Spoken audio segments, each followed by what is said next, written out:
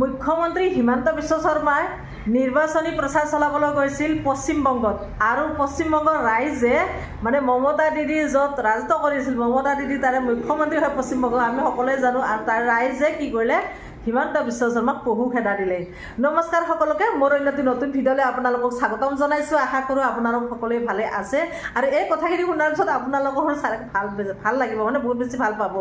আমাৰ মুখ্যমন্ত্ৰী অসমত যিটোকে নিৰ্বাচনী প্ৰচাৰ শেষ বা নিৰ্বাচনটো শেষেই হ'ল, এতিয়া ৰিজাল্টৰ কাৰণে অপেক্ষা কৰি আছে। 4 মে'ত ৰিজাল্ট দিব, তাৰে কাৰণে আমাৰ এতিয়া বহুত অংকত লাগি আছে আৰু। কিন্তু আমাৰ মানে বিজেপিৰ এতিয়া শাসকীয় দলৰ ফালতো যাবই লাগিব, তাতে নিৰ্বাচন প্ৰচাৰ গৈছে আমাৰ মুখ্যমন্ত্ৰী, মানে এতিয়াতো বৰ্তমান মুখ্যমন্ত্ৰী নাই, হিমন্ত বিশ্ব শৰ্মা ডাঙৰীয়া গৈছে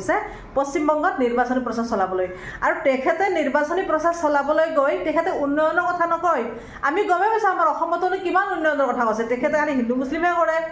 গৌ মাংসৰ কথা কৈহে ৰাজনীতি কৰে। সেই একেই নিৰ্বাচনী প্ৰচাৰ চলাবলৈ গৈছে গৌ মাংস আৰু বাংলাদেশী এইবিলাক কৰিবলৈ গৈছে সেই মানে মমতা দিদিৰ সেই জেগাত পশ্চিমবংগত। এতিয়া চাওক, পশ্চিমবংগত আমি গম পাই আছোঁ মমতা দিদি তাৰে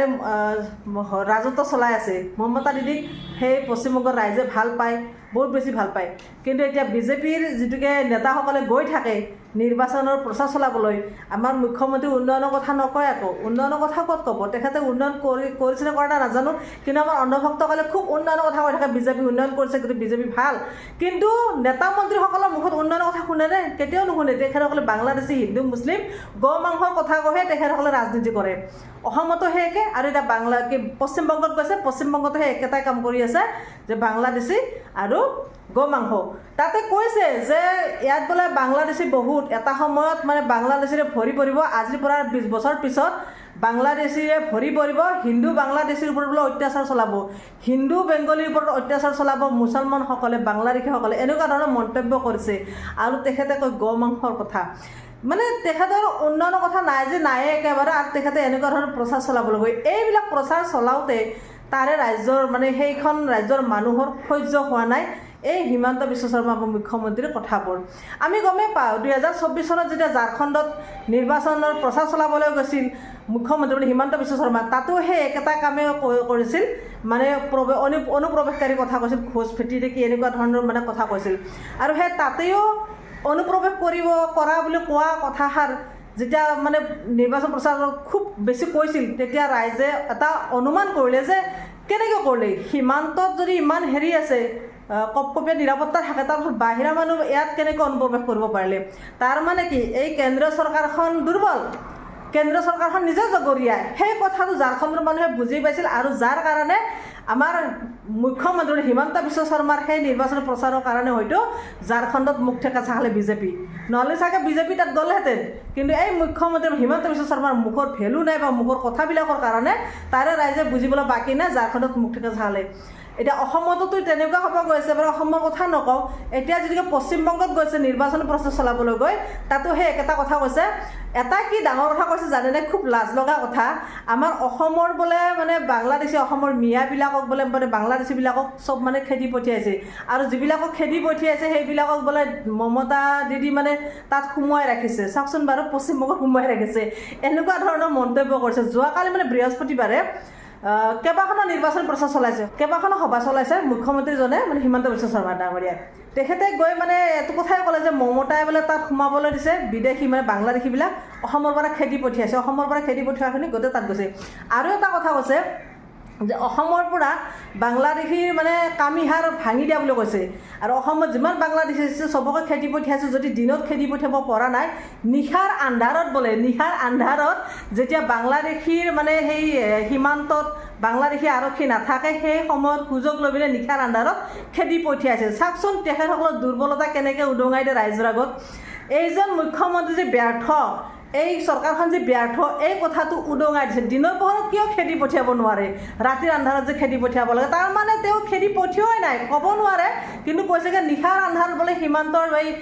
হেৰি কৰি পাৰ কৰাই দিয়ে। এনেকুৱা মন্তব্য কৰে নেকি কি পশ্চিমবংগৰ মানুহ কি বুৰ্বক নে বুজি নাপায় পশ্চিমবংগৰ মানুহে খুব ভালকৈ বুজি পাইছে এই যে এইবিলাক ভুৱা বাতৰি দি আছে এই যে এইবিলাক কথা ভুৱা কথা কৈ আছে এইজন মন্ত্ৰী আৰু এইজন মন্ত্ৰী যে একেবাৰে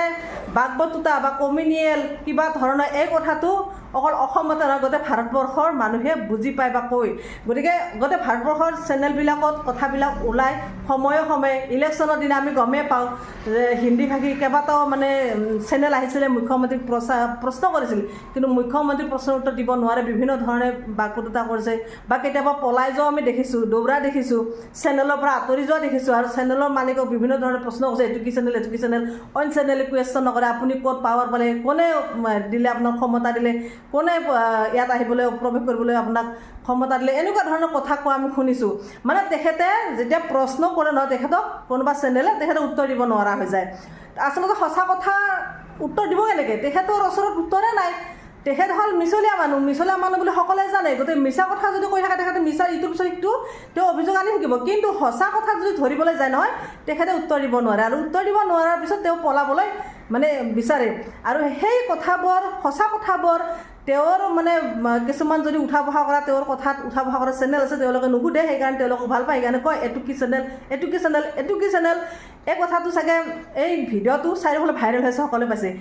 এনেকুৱা ধৰণে কথা কয় এইটো কি চেনেল সেইকেইটা চেনেলে মানে নুসুধে তুমি কোন সুধিবলৈ এনেকুৱা ধৰণৰ কথা তেওঁ কৈছে গতিকে চাওক এইজন মুখ্যমন্ত্ৰী যে মিছলীয়া আজি পশ্চিমবংগৰ মানুহে বুজি পাইছে তাতে আকৌ কৈছে কি যোৱাকালি পশ্চিমবংগত নিৰ্বাচনী প্ৰচাৰত এটা কথা কোৱা শুনিছোঁ আমাৰ মুখ্যমন্ত্ৰী যে লাংফাংগাই বোলে কৈছে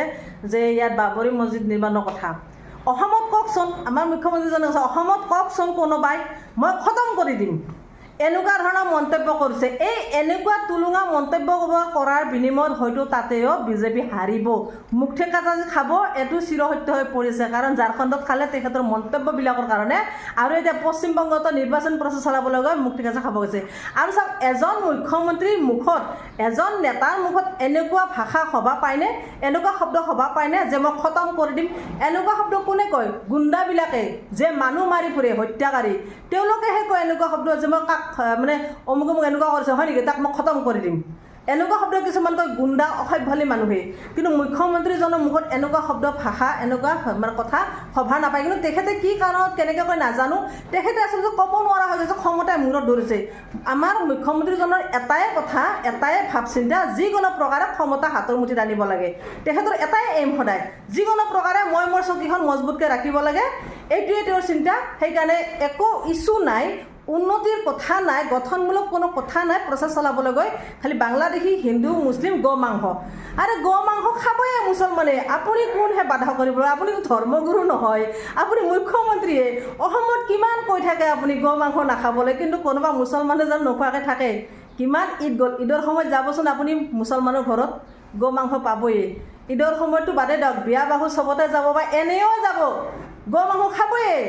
খোৱা খাদ্য কোনে বন্ধ কৰিব ধৰ্মগুৰু কোনোবা আহি যদি কয় যে গো মাংস নাখাব আমাৰ ধৰ্মত এনেকুৱা নীতি নিয়ম নাই হয়তো নাখাব পাৰে আপুনি মুখ্যমন্ত্ৰীয়ে 5 বছৰৰ কাৰণে ক্ষমতাত আছে আপোনাৰ কথা কোনে শুনিব কওকচোন আপুনি ভাবে চাগে এইবোৰ কথা ক'লে যে সকলোৱে মোক ভয় কৰিব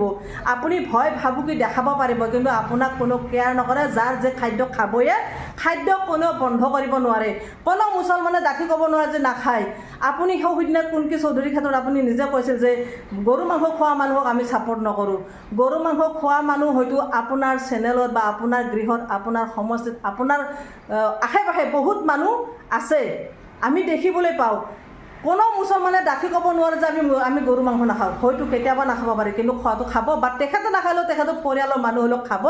গৰু মাংস প্ৰধান খাদ্য মুছলমানৰ আপুনি ক'ব নোৱাৰে যে গৰু মাংস বন্ধ হওক গতিকে এনেকুৱা তুলুঙা মন্তব্য আপুনি নকৰিব যে খতম কৰি দিম বাবৰি মছজিদৰ ক্ষেত্ৰত কৈছে আপুনি খতম কৰি দিম বুলি কৈছে আপুনি গৰু মাংসৰ মানুহক গৰু মাংস খোৱা মানুহক ছাপোৰ্ট নকৰোঁ বুলি কৈছে কিন্তু গৰু মাংস খোৱা মানুহ আপোনাৰ খোৱাই বা আপোনাৰ দেখিয়ে থাকোঁ আপুনি নিৰ্বাচনী প্ৰচাৰ চলা টাইমত আপুনি য'ত মিটিং পাতে আপোনাৰ মিটিংবিলাকত দেখাব টুপি মাৰি মাৰি বহুত মানুহ যায় সেইবিলাকে গৰু মাংস নাখায়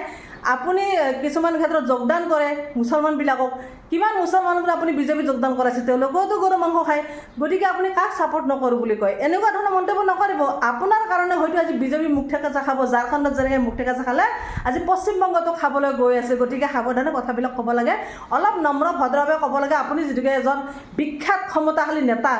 গোটেই মানে ভাৰতবৰ্ষই চিনি পায় আপোনাক, গোটেই ভাৰতবৰ্ষৰ নাম আছে আপোনাৰ। গতিকে এই কথাটো আপুনি চিন্তা কৰি অলপ কথাবিলাক কওঁতে খুব মানে সামঞ্জস্য ৰাখি পিনে কথা ক'লে ভাল, আপোনাৰ কাৰণে ভাল। আপুনি যিমান বাকবটুতা কৰিবলৈ যাব, যিমান বেয়াকৈ ক'বলৈ যাব মানুহক, সিমানে আপুনি মুখ ঠেকেচা খাব। আজি মমতা দিদিৰ তাতে ৰাজত্ব চলি আছে, আপুনি মমতা দিদিক উচ্ছেদ কৰি নিজে মানে ৰাজভোগ খাবলৈ বিচাৰিছে, বিজেপি ৰাজভোগ আনিবলৈ বিচাৰিছে, কিন্তু নহ'ব। তেনেকুৱা মন্তব্য কৰি লাভ নাই। আপুনি কৈছে কি মমতাই বোলে তাত মানে বাংলাদেশীক আঁকোৱালি লৈছে, অসমৰ পৰা খেদি পঠোৱা মানুহখিনি বোলে তাত আঁকোৱালি লৈছে, আৰু 20 বছৰ পিছত বাংলাদেশী ৰাজত্ব কৰিব, বাংলাদেশীয়ে মানে হিন্দু বাংলাদেশীক, হিন্দু বেংগলীবিলাকক অত্যাচাৰ কৰিব, মাৰিব, এনেকুৱা ধৰণৰ মন্তব্য কৰে। গতিকে নাপায় তেনেকুৱা মন্তব্য কৰিবলৈ। এই মন্তব্যবিলাকৰ পৰা যে আপোনাৰ যে মানে মনটো যে অস্থিৰ হৈ পৰিছে, আপোনাৰ চকীখন যোৱা যে ভয় হৈছে, আপোনাৰ চৰকাৰখন যে যোৱাৰ ভয় হৈছে, এই কথাবিলাকত ওলাই পৰে। গতিকে ইয়াৰে প্ৰত্যুত্তৰ এই নিৰ্বাচনত দি দিব পশ্চিমবংগৰ ৰাইজে। গতিকে এই কথাখিনি হয়নে নহয় আপোনালোকে কমেণ্টত জনাব।